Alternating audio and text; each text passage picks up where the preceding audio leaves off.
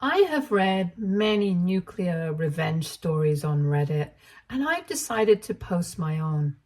This was bound to happen sooner or later, and I'm glad it happened sooner because I was getting sick of my mother-in-law and her nonsense. I, female, 27, have been married to my husband Jamie, male, 31, for 2 years, and we've known each other for a long time because I'm very close friends with his sister, Jessie, female, 27.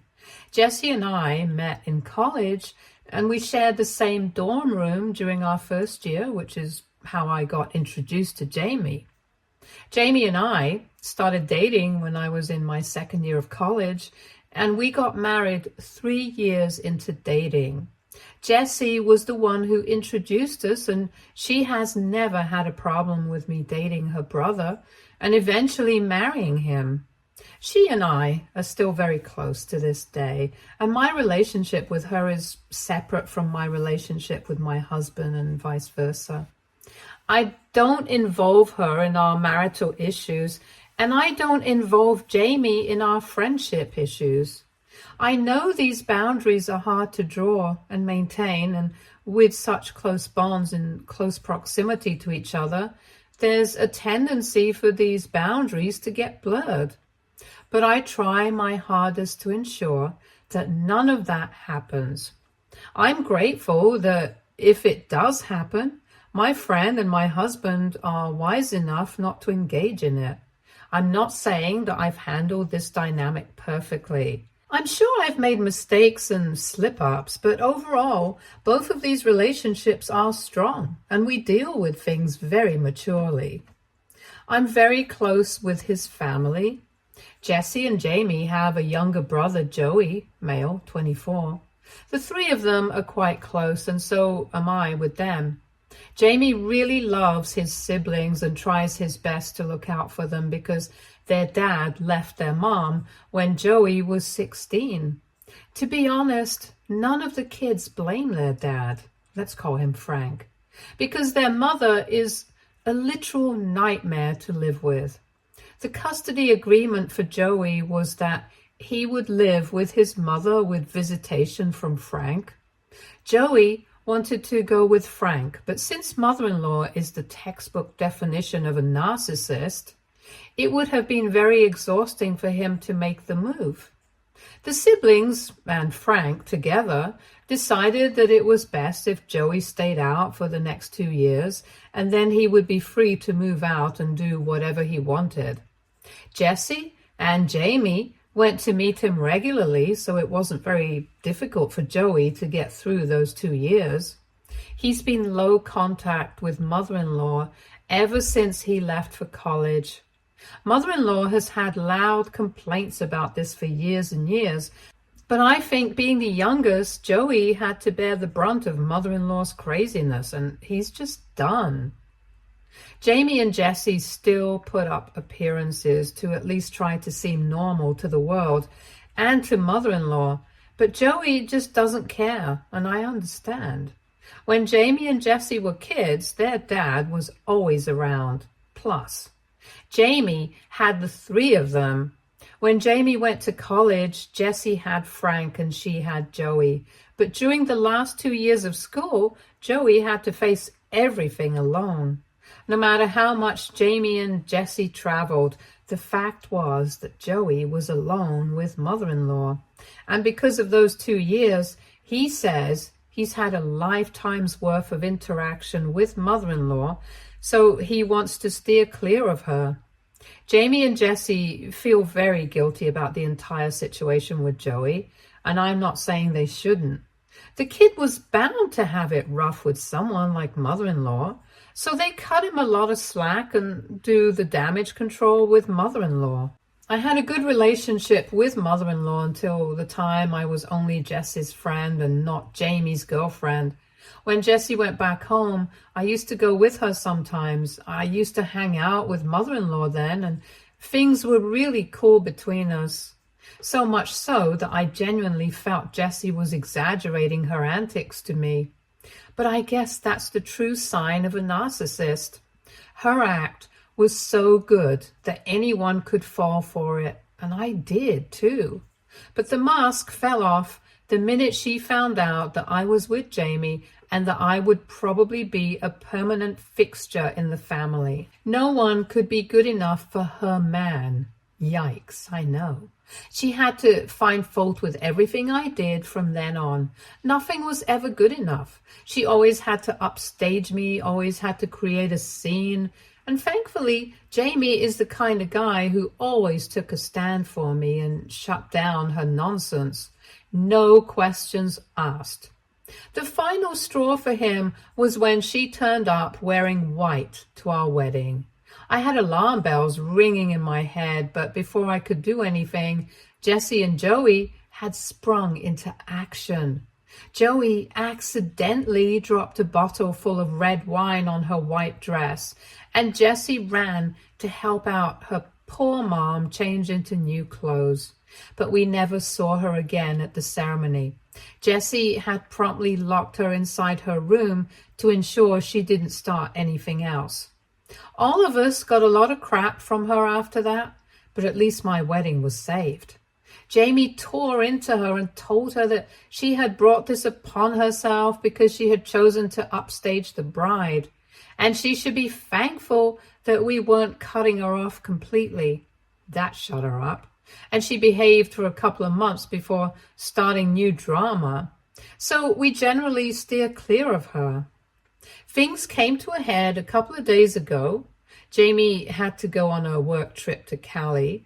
It was very important for him, and his promotion depended on how well he could negotiate deals with his clients. So it was a high-stakes thing for him, and he was feeling very jittery. I was alone at home, and 2 days after he left, I fell sick. I don't know what caused it, but I was feeling extremely nauseous for a long time. A couple of hours later, I puked out a lot of stuff and was feeling really weak. I thought it was a normal stomach issue that would be okay in a day or two, but by the evening, I started feeling really sick. I drove to the hospital to get myself checked, just in case something was wrong, because I didn't have anyone at home to take care of me. The doctor said it was a case of severe food poisoning, and while it wasn't very serious or dangerous, I still needed to rest and eat mild food. When I told him that I had no one at home, he advised me to get admitted to the hospital for a week so that I could recover and not strain myself. At that point, I felt this was the best option available because I couldn't call my husband and screw up his work trip. Jessie was on a holiday with her boyfriend. Joey works out of state, and I'm estranged from my own family. So asking them to help was out of the question. I had a couple of other friends, but none I was so close to that I could ask them to tend to me for a week. I got myself admitted and let Jamie know the situation. I downplayed it because I knew he would get worried and insist on coming back home, which I just couldn't allow. 3 days into being admitted, I started feeling better. The doctor said it would take me 2 to 3 more days to get back to normal strength and energy levels, but he also felt I looked better.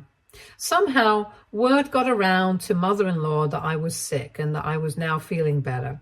She didn't bother to come and check in on me while I was sick, and to be honest, I expected this from her, which is why I hadn't asked her to help me out anyway.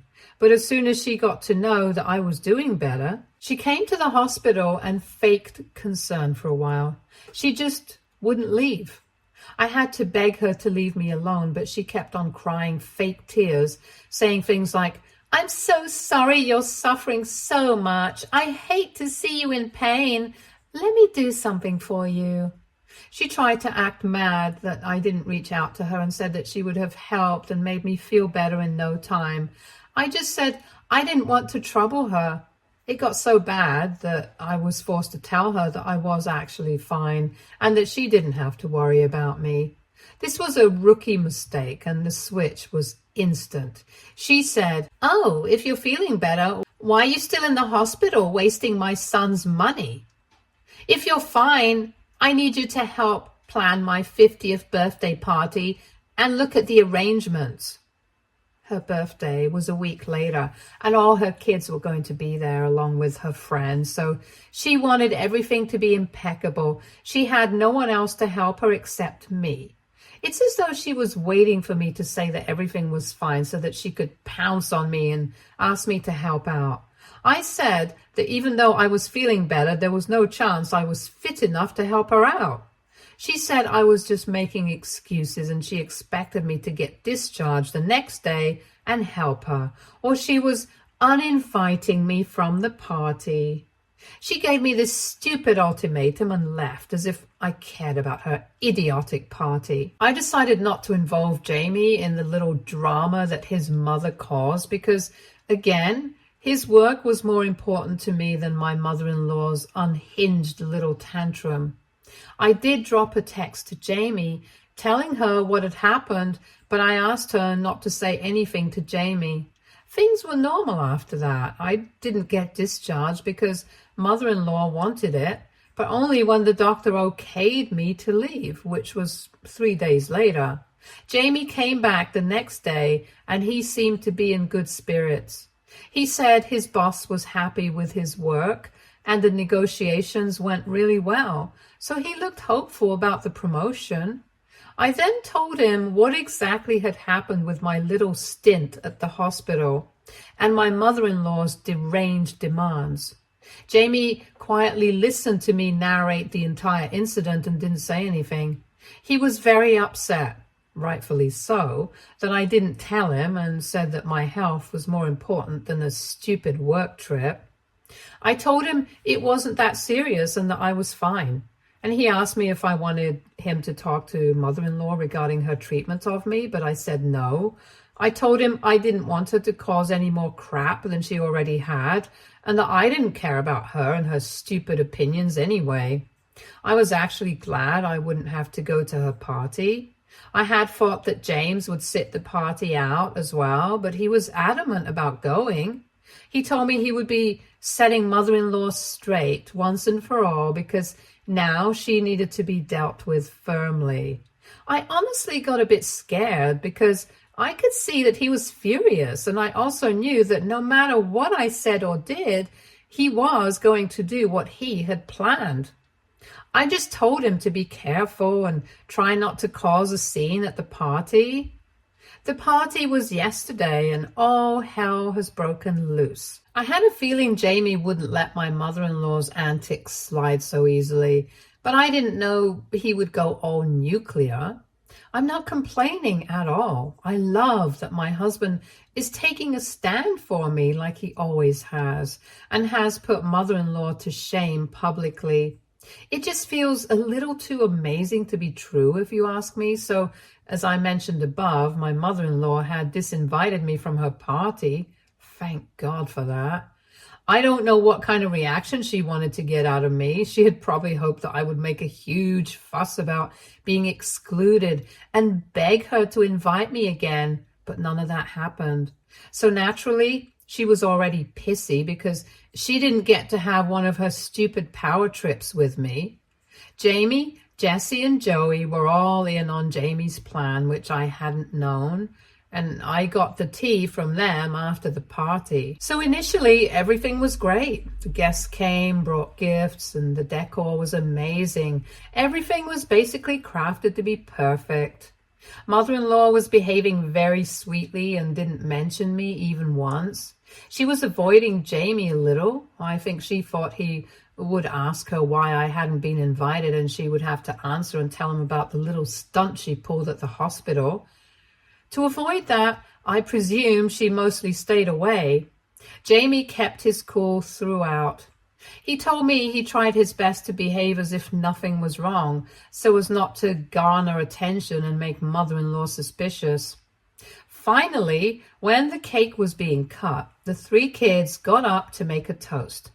Joey started off by thanking mother-in-law for all that she had done for them over the years, and he then added how mother-in-law had forced him to take up part-time jobs after the divorce to contribute to living expenses, and it was only due to Jess's intervention that she had stopped her antics. When he said that, There was an uncomfortable silence.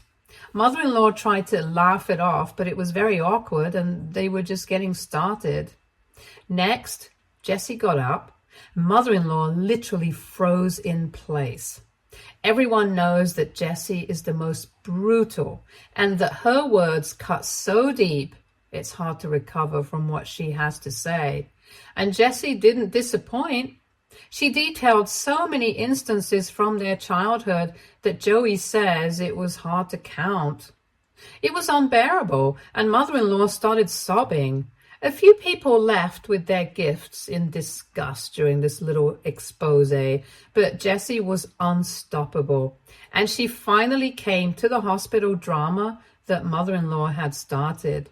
She told the guests that the reason I wasn't at the party was because I had been uninvited, and the reason for that was that mother-in-law couldn't digest the fact that her sick and hospitalized daughter-in-law was not in the shape or health to do the running around for her God-forsaken party. There was so many gasps in the crowd, according to them, and Jessie was smug from the dramatic effect that she got.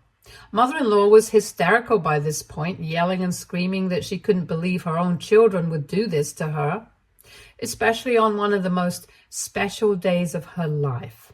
Cue Jamie. He went over to her, gave her water to drink, and asked her to calm down. She felt a little better, not knowing that this was all part of the setup that the three had laid for her. She said she knew only Jamie was the nice one of the lot, and the others were rotten like their father. She was basically putting her foot in her mouth, but she didn't know that yet. And when her little praise train for Jamie was over, Jamie handed her an envelope saying it was a gift from him. Even I didn't know what this gift was before the incident was narrated to me. When mother-in-law read the papers, she turned white.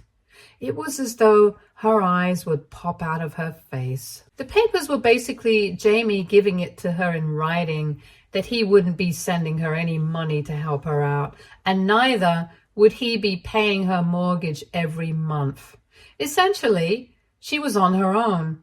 The chaos that ensued was nothing short of hell. Mother-in-law started straight up yelling, screaming at the top of her lungs.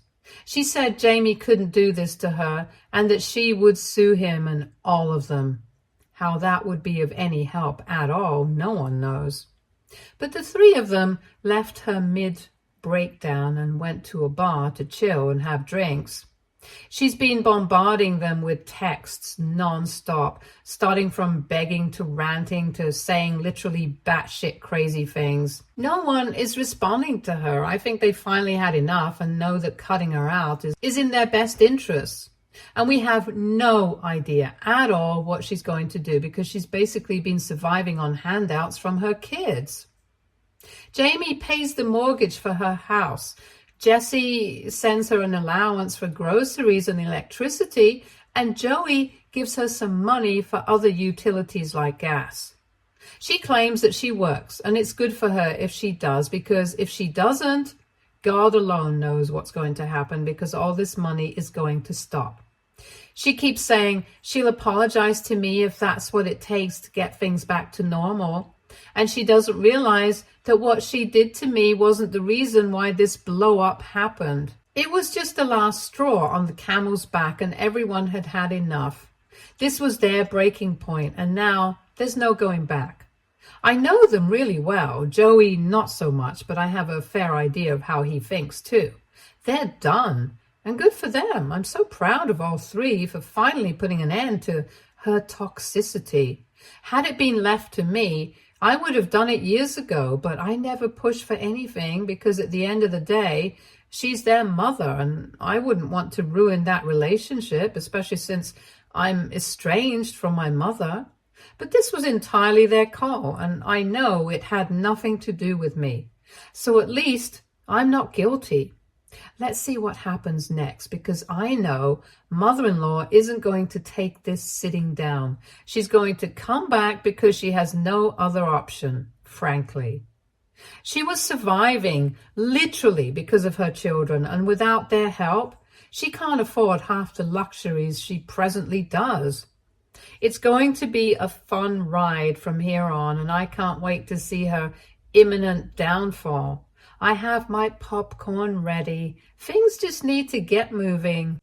Update 1. Oh, shit has hit the fan. It's been a month since mother-in-law's birthday, and everyone is still no contact with her.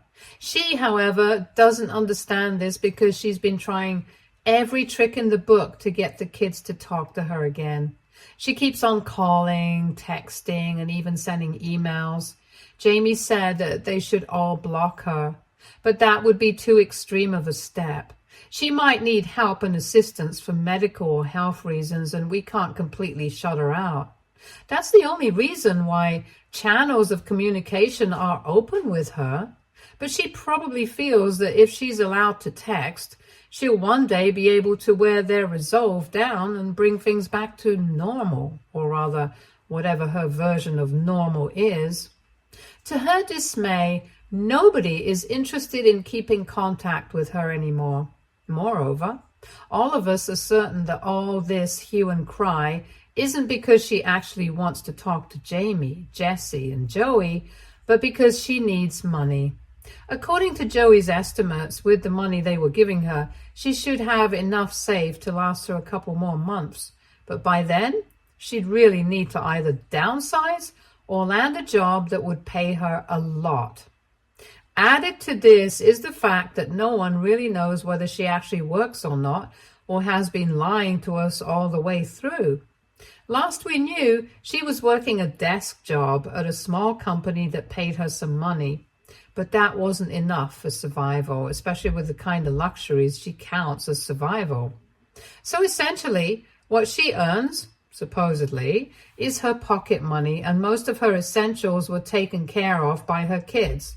Now that consistent flow of money is going to stop, and stop suddenly and completely, so the money is going to dry up sooner rather than later, and all these are desperate attempts to stop that from happening. Last week, Jessie introduced her partner, Finn, male, 29, to the family. We knew of him but hadn't met him. They've been dating for some time now, and he seems like a good guy, and Jessie is happy. All of us met at Frank's place, and it was a really nice time that the families spent with each other, quite unlike mother-in-law's birthday, or in fact any event which Her Majesty chooses to grace. This was so much more fun, chill, and it genuinely felt like we were hanging out with family. Jessie introducing Finn to Frank was more like a stamp that made the relationship serious, one that was inching towards marriage. This is just how it is in the family. Jamie and I both think Finn is going to pop the question in 2 to 3 months at max, and this is just their way of easing him into the family. And that was no issue at all, because he's a very funny guy. Almost everyone liked him immediately. He knows about the entire deal with mother-in-law and cracked a few subtle jokes at her expense. It was mean, but only slightly, and all of us laughed because, come on, everyone knows how she is. But then the drama happened. She somehow, and nobody knows how, found out that Jessie had a partner that everyone in the family had met. By everyone, I mean the immediate family, Jamie, Joey, Frank, and me. And only mother-in-law was the one who had no idea who the guy was, what he did, and what their plans for the future were. And she has been both inconsolable and uncontrollable since then. She's back to texting us 200 times a day, telling us that we've wronged her and that her only daughter has left her alone. She says she can't believe that we would exclude her from something as important as this, and that all her children are ungrateful brats.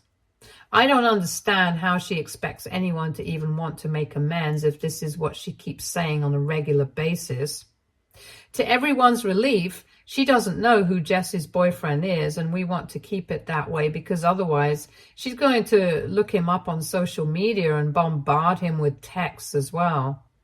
It's not Finn's mess right now, at least, and we want to keep him away from her nonsense for as long as we can. Jessie is so done with mother-in-law. She says she won't even invite her to the wedding. I personally think that won't be possible, and she's going to barge in, make an entry, and cause a scene anyway. But I understand Jessie's sentiments. She tried to upstage me at my wedding, and she sure as hell would want to upstage Jessie at hers. For my wedding, she was mother of the groom and therefore needed special treatment. For Jessie's, she's going to be mother of the bride and would make the day all about herself instead of the couple. So it's in everyone's best interest that she's kept in the dark, but that's going to be very difficult.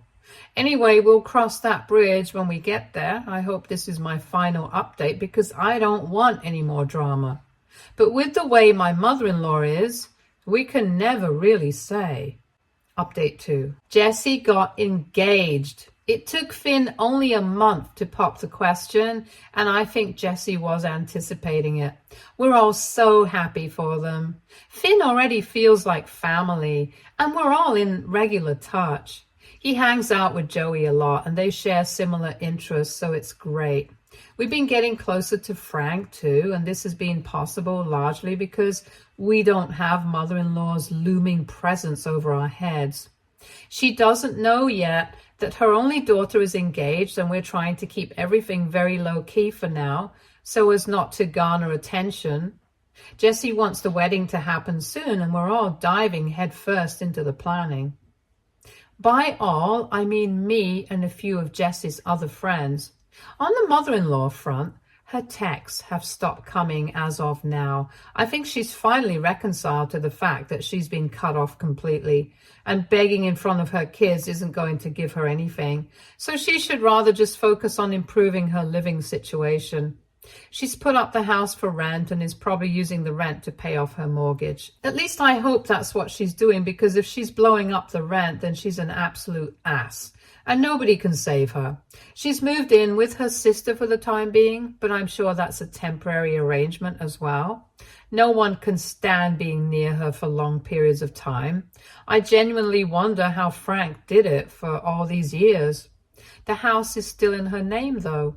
If she manages to pay the mortgage, then the house stays in her possession, which, to be honest, I'm quite salty about. She could afford it only because Jamie funded her for years, and now she gets to behave like an a-hole and still walk away with the house. Seems quite unfair to me, but it is what it is, and I can't help it. But as long as she stays away and doesn't cause any more problems, she can have the house to herself. The peace of mind of the family is much more important than that house anyway. Update 3. Mother-in-law found out about Jess's engagement. Word somehow got to her sister, and now she knows as well. We try to be as discreet as possible, but news like this has a way of spreading, I guess. But Jessie is sick and tired of her nonsense now, and she's already stressed about all the wedding planning, and she can't handle mother-in-law on top of this. So the minute that mother-in-law sent her a scathing text about keeping poor old mom in the dark, Jessie called her up and tore a new one into her. She told mother-in-law in no uncertain terms that the omission on her part was deliberate because she didn't want mother-in-law to be a part of the celebrations. And she also told her that she wouldn't be invited to the wedding whenever it happens.